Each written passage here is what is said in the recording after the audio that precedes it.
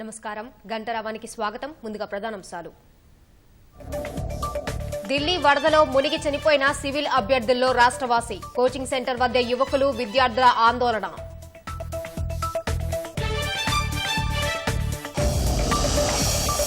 కృష్ణా గోదావరి పరివాహక ప్రాజెక్టులకు కొనసాగుతున్న వరద. శ్రీశైలం జలాశయంలోకి 4 లక్షల క్యూసెక్ల ప్రవాహం.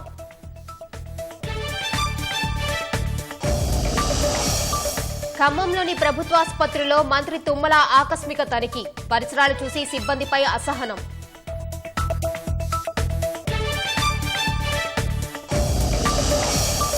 ఒలింపిక్స్ లో పతకం సాధిస్తే స్ఫూర్తి కలుగుతోందన్న ప్రధాని. మన్ కీ బాత్ కార్యక్రమంలో నరేంద్ర మోదీ వెల్లడి.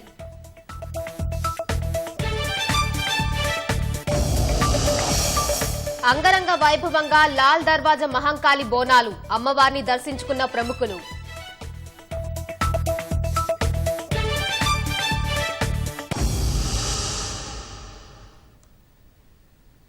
హైదరాబాద్ కుతుబ్ షాహీ హెరిటేజ్ పార్క్ లో ఆగాఖాన్ ట్రస్ట్ ఆధ్వర్యంలో జరుగుతున్న కార్యక్రమాన్ని ప్రత్యక్ష ప్రసారం ద్వారా చూద్దాం.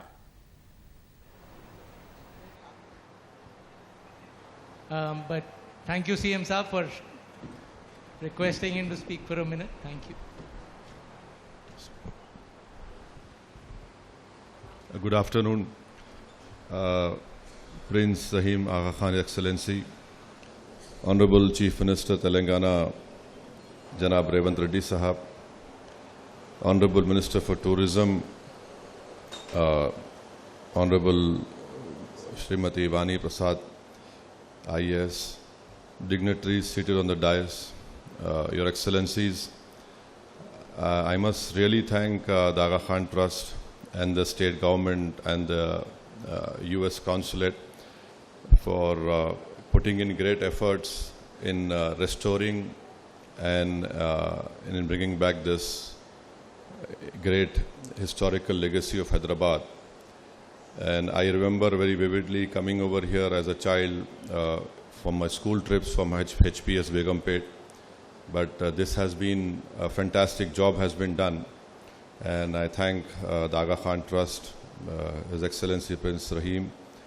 And may I remind His Excellency that it was Aga Khan III who was instrumental in constructing the present Aligarh Muslim University.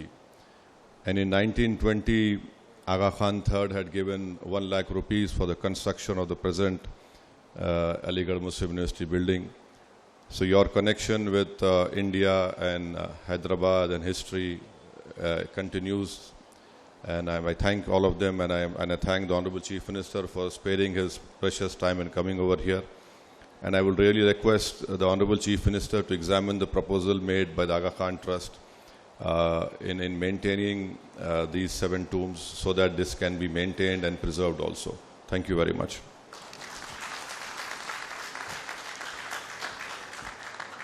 Thank you very much, Honorable MP sir.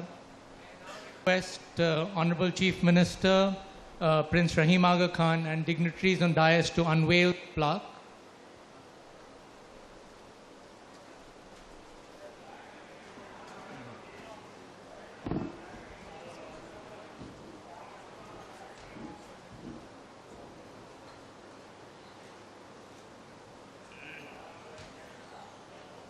ऊपर से नीचे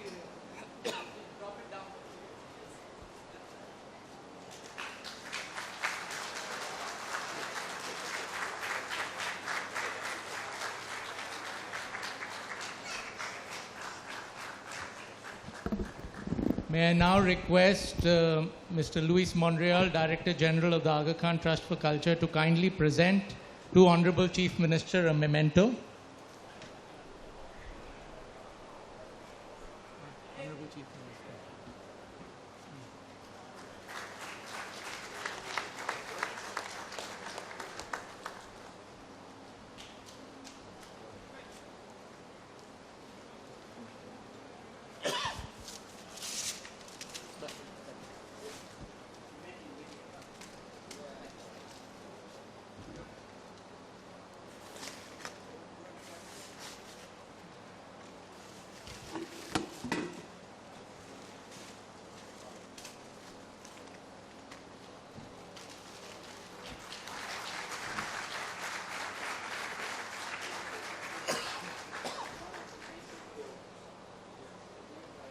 May I now request Mr. Luis Monreal to present a memento to the Honorable MP, Mr. Owaisi.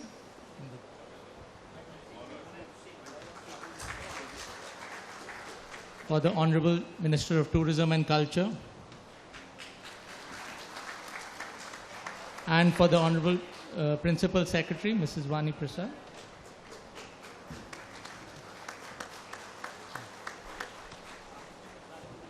May I now request Prince Rahim Aga Khan to please address the gathering.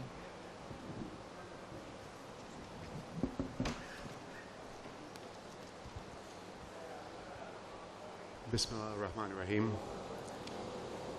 Honorable Chief Minister, Telangana. Honorable Minister of Tourism and Culture. Honorable Members of Parliament. Excellencies, distinguished guests, ladies and gentlemen. May I begin by extending my gratitude to the government and people of India and Telangana for their warm welcome and hospitality. This magnificent ensemble of pavilions, gardens, stepwells, and mausolea within viewing distance of the Golconda Fort is first of all a testament to the skill, talent, and ingenuity of the people of this city and their forebears. Together with others from near and far, they have demonstrated their commitment to enable the past to inspire the future. This site is the final resting place of the Qutub Shahi dynasty, which governed Hyderabad for 169 years.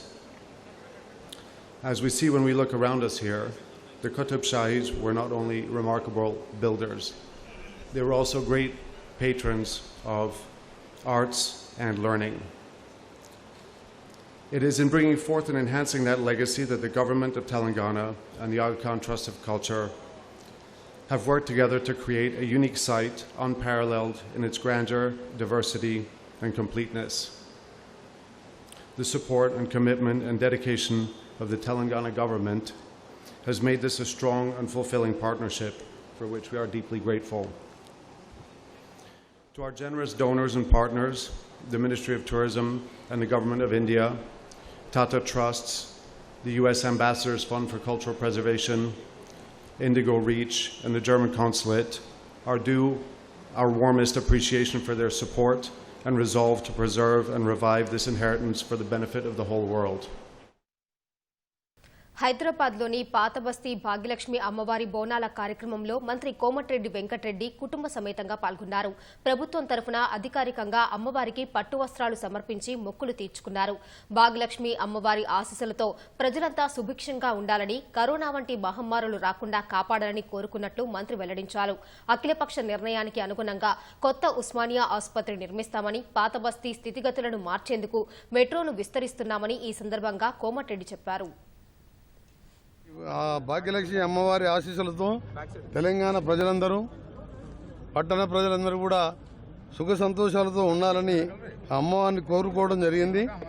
అమ్మవారి ఆశీర్వాదం నుంచి పోయిన సంవత్సరం వర్షాలు లేక ఎంతో మంది తెలంగాణలో రైతులు ఇబ్బందులు పడ్డారు. అలాంటివి లేకుండా ఈసారి ఇప్పటికే వర్షాలు మంచిగా అనుకున్నట్టు రైతులు సంతోషంగా ఉన్నారు. వర్షాలు కూడా బాగా పడుతున్నాయి. ప్రభుత్వం కూడా దాదాపు 11 లక్షల మంది రైతులకు 7,000 కోట్ల రుణమాఫీ చేసినాం. ఇంకో వారం రోజులలో మరొక 15,000 కోట్ల రుణమాఫీ చేయబోతున్నాం. కొత్తగా ప్రభుత్వం వచ్చిన 1 మంత్లోనే ఇక్కడ మెట్రో తీయాలని మా ముఖ్యమంత్రి గారు నిర్ణయించుకోవడం ఈ ఓల్డ్ సిటీ ప్రజలకు, ఇది ఓల్డ్ సిటీ కాదు, న్యూ సిటీగా మారబోతున్నది. ఎందుకంటే ఇక్కడ ఉన్న హైకోర్టుని నా R&B డిపార్ట్మెంట్ ద్వారానే దాదాపు రాజేంద్ర నగర్లో 100 ఎకరాల విస్తీర్ణంలో హైకోర్టు బిల్డింగ్ను కూడా సెప్టెంబర్ మాసానికల్లా టెండర్లు పిలిచి అక్కడ హైకోర్టు నిర్ణయించాలని ముఖ్యమంత్రి గారు మేము అందరం కలిసి నిర్ణయించుకున్నాం. దాంతోపాటు మీ అందరికీ చూసి 3 రోజుల కింద ప్రవేశపెట్టిన బడ్జెట్లో 10,000 కోట్లు మన తెలంగాణ చరిత్రలో కంబైన్డ్ ఆంధ్రప్రదేశ్ ఉన్నప్పుడు కూడా 10,000 కోట్లు ఎప్పుడు హైదరాబాద్ పెట్టలే. 10,000 కోట్లు హైదరాబాద్కే కేటాయించడం, దాదాపు 10,000 కోట్లతో మెట్రో పూర్తి చేయడం, మూసీని 30 నుంచి 40,000 కోట్లతోని ఒక తైపీ నదిలాగా, ఒక సబర్మతి నదిలాగా ఎక్కడైనా చుట్టుపక్కల పోయే ప్రజలకు, ఆ నివసించే పేద ప్రజలకు ఎన్నో రోగాలతో ఇబ్బంది పడుతున్నాం. దాన్ని కూడా క్లీనింగ్ చేసే ప్రక్రియ మొదలైంది. డిపిఆర్లు తయారవుతున్నాయి. అది 40,000 కోట్లైనా 50,000 కోట్లైనా మా ముఖ్యమంత్రి గారి కళ అది.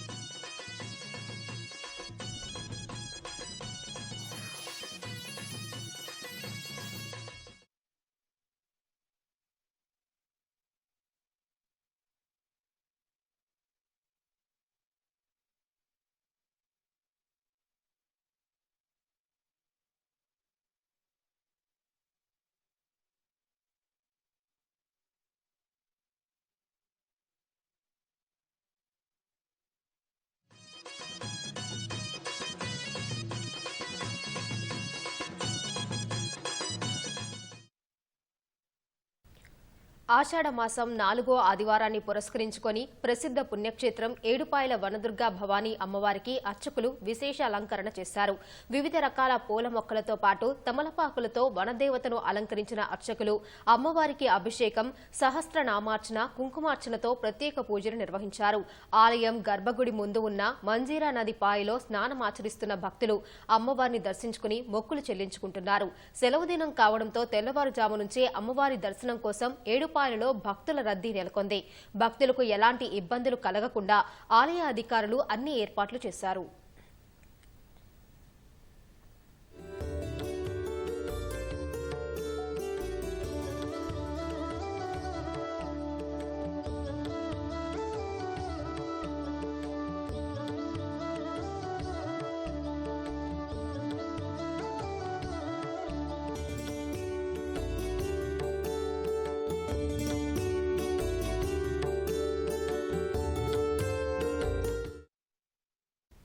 హైదరాబాద్ కుతుబ్ షాహీ హెరిటేజ్ పార్క్ లో ఆగాఖాన్ ట్రస్ట్ ఆధ్వర్యంలో జరుగుతున్న కార్యక్రమంలో ముఖ్యమంత్రి మాట్లాడుతున్నారు. ప్రత్యక్ష ప్రసారం ద్వారా చూద్దాం. With all of you in this heritage park, it celebrates the conclusion of extraordinary restoration and renovation of this project by Department of Culture and Heritage, Government of Telangana and Aga Khan Trust for Culture. I welcome each one of you to Telangana, a land full of history, culture and traditions that date back thousands of years. The region was ruled by Shatavahanas, Kakatiyas, Kuli Qutub Shahis and Nizam dynasty and others, each living behind their unique cultural imprint. Telangana is home for architectural marvels like Charminar, Kuli Qutub Shahi tombs, Golconda Fort, Paiga tombs, Thousand Pillar Temple in Wangal, and Ramappa Temple, Alampur Temple.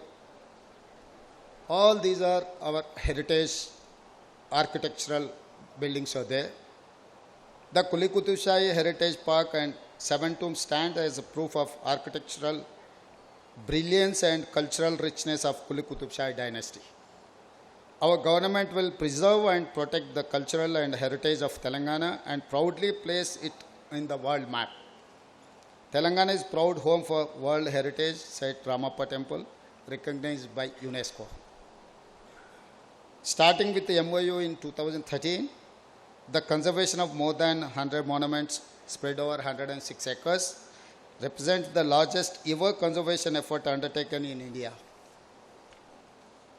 On behalf of my government and people of Hyderabad, I place on record our appreciation and gratitude for generous contribution of Aga Khan Trust for Culture.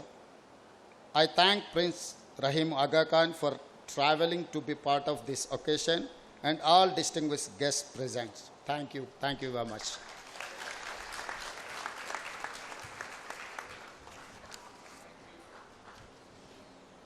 Thank you, Honorable Chief Minister. Very grateful for your presence.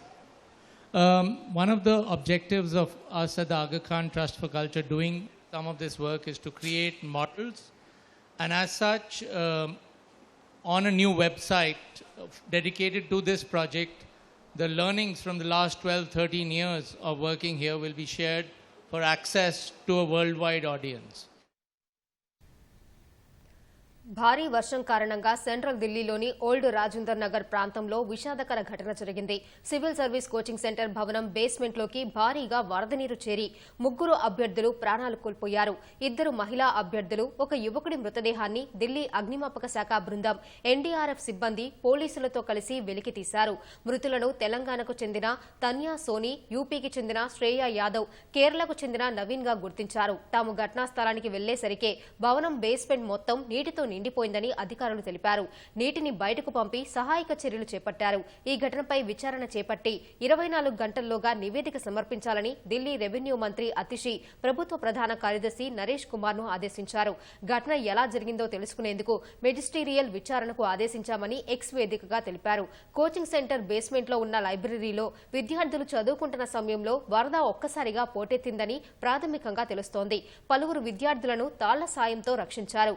Coaching centre ఘటనతో ఆప్ పాలనపై BJP విమర్శలు గుప్పించింది. స్థానిక MLA డ్రైనేజీలు శుభ్రం చేయించకపోవడంతో ప్రమాదం జరిగిందని ఆరోపించింది.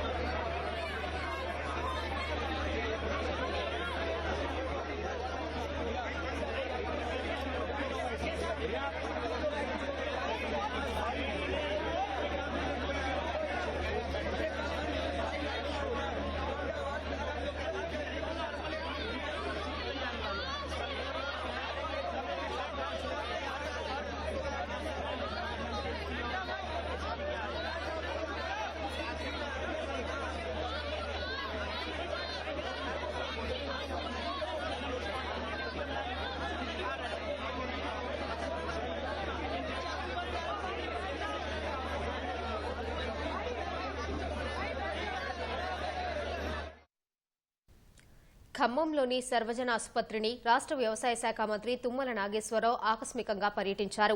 సుమారు అరగంటకు పైగా ఆసుపత్రి ప్రాంగణమంతా కలియతిరిగారు. వైద్యులు ఎవరూ అందుబాటులో లేకపోవడంతో విస్మయం వ్యక్తం చేశారు. సూపరింటెండెంట్ ఆసుపత్రిలో లేకపోవడంపై తర్వాత వచ్చిన కలెక్టర్ను అడిగి ఆరా తీశారు. ఆసుపత్రి ప్రాంగణంలో ఉన్న చెత్తగుప్పలు, మాతా శిశు సంరక్షణ కేంద్రం వద్ద ఉన్న పెద్ద మురుగు గుంటను చూసి అసహనం వ్యక్తం చేశారు. ఆసుపత్రి ఇంత అపరిశుభ్రంగా ఉంటే రోగులు ఎలా కోలుకుంటారని, కొత్త రోగాలు వస్తాయని ఆగ్రహం వ్యక్తం చేశారు. ఆసుపత్రి పరిశుభ్రంగా ఉండాలని ఆదేశించారు.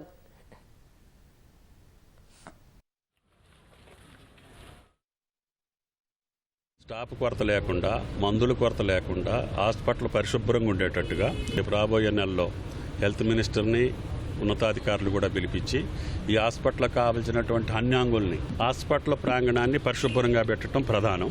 హాస్పిటల్ కూడా నీట్గా పెట్టాలి. వచ్చినటువంటి బాధితులతోటి మర్యాదగా ఉండి వాళ్ళకి చేతనైన కాడికి మంచి వైద్యం అందించేటట్టుగా ఈ హాస్పిటల్ తీర్చిదిద్దాలని చెప్పి డాక్టర్స్కి చెప్పడం జరిగింది. కలెక్టర్ గారు కూడా బాధ్యత తీసుకున్నారు. ఇప్పటికే చర్యలు మొదలుపెట్టారు. అవుట్ సోర్సింగ్ ద్వారా కావాల్సిన స్టాఫ్ను తీసుకుంటున్నాం. దివ్యాంగులు, వారి కుటుంబాలకి రాజ్యాంగ హక్కుల పట్ల అవగాహన కల్పించాల్సిన అవసరం ఉందని మహిళా శిశు సంక్షేమ మంత్రి సీతక్క అన్నారు. ఆటిజం చిన్నారుల టీచర్లకు ఆ హక్కులపై అవగాహన ఉండాలని సూచించారు. ఆటిజం, మేధో వైకల్యం, ఎదుగుదల లోపం ఉన్న పిల్లల కుటుంబాల కోసం నయీ దిశ హెల్ప్ లైన్ ను సచివాలయం వేదికగా సీతక్క ఆవిష్కరించారు. నయీ దిశ రిసోర్స్ సెంటర్తో ఒప్పందం చేసుకున్న రాష్ట్ర ప్రభుత్వం దివ్యాంగుల పథకాలు, హక్కులు, ప్రయోజనాలను ఆన్లైన్లో అందుబాటులోకి తెచ్చింది. నయీ దిశ హెల్ప్ లైన్ ద్వారా థెరపిస్టులు, ప్రత్యేక శిక్షణ ఇచ్చే ఉపాధ్యాయులు, పాఠశాలలు, ఆసుపత్రులు, వైద్యులు ఇతర ఆటిజం పిల్లల తల్లిదండ్రులతో అనుసంధానించనున్నారు. ఈ ఆటిజం సమస్యలకు పరిష్కారం చూపాల్సిన బాధ్యత అందరిపైన ఉందని మంత్రి తెలిపారు. దివ్యాంగులకు ప్రభుత్వం ప్రత్యేక జాబ్ పోర్టల్ను ప్రారంభించిందని, వైకల్యం ఉంటే ఆత్మ న్యూన్యతకు లోను కావద్దని సూచించారు.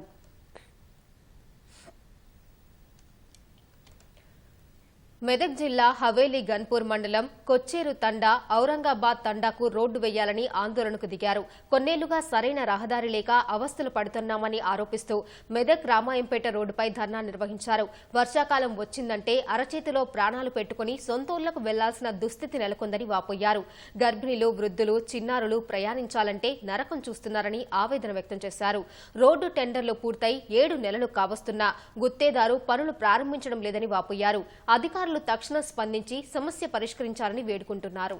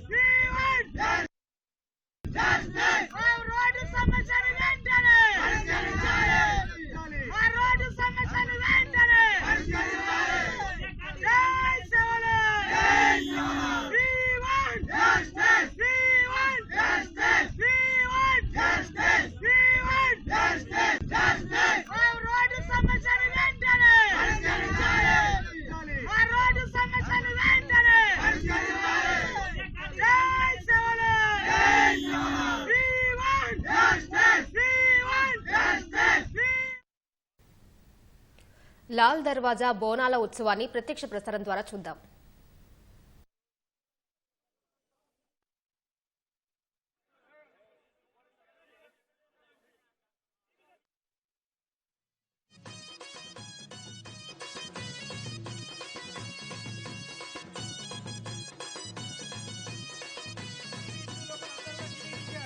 మన కమిటీ సభ్యులు మన వేదిక యొక్క గౌరవాన్ని కాపాడదాం. వేదిక గౌరవాన్ని కాపాడాల్సినటువంటి బాధ్యత మనందరిపైన ఉంది. వేదికపైకి ఎవరు రావద్దు, దయచేసి ఏం లేదు. వేదిక పైన ఎవరు కమిటీ సభ్యులు తప్ప వేరే వాళ్ళు ఎవరు ఉండొద్దండి. బోల్ లాల్ దర్వాజా మంగళి మాతాకి, బోల్ లాల్ దర్వాజా మంగళి మాతాకి. మన వేదికకి ఎంతో గౌరవం ఉంది. 116 సంవత్సరాలుగా అన్న పైకి రావాలి.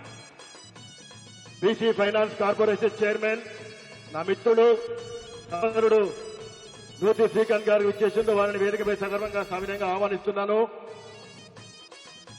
బీసీ ఫైనాన్స్ కార్పొరేషన్ చైర్మన్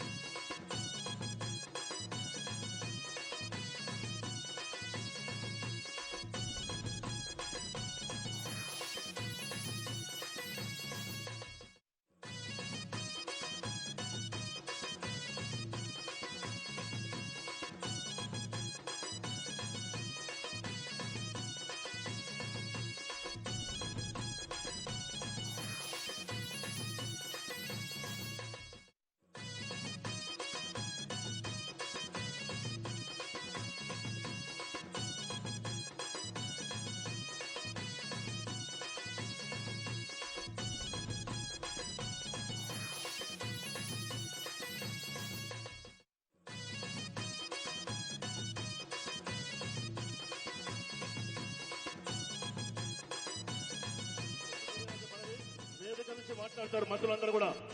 ఉప ముఖ్యమంత్రి వర్యులు బట్టి విక్రమార్క గారికి, పొన్నం ప్రభాకర్ గారికి, శ్రీమతి నందిని మల్లు గారికి, రాజ్యసభ సభ్యుడు అనిల్ కుమార్ యాదవ్ గారిని వేదికపై రావాల్సిందిగా కోరుతున్నాము. సాధారణంగా వారిని ఆలయ కమిటీ తరఫున అరవింద్ కుమార్ గారిని కూడా వేదికపై రావాల్సిందిగా కోరుతున్నాము.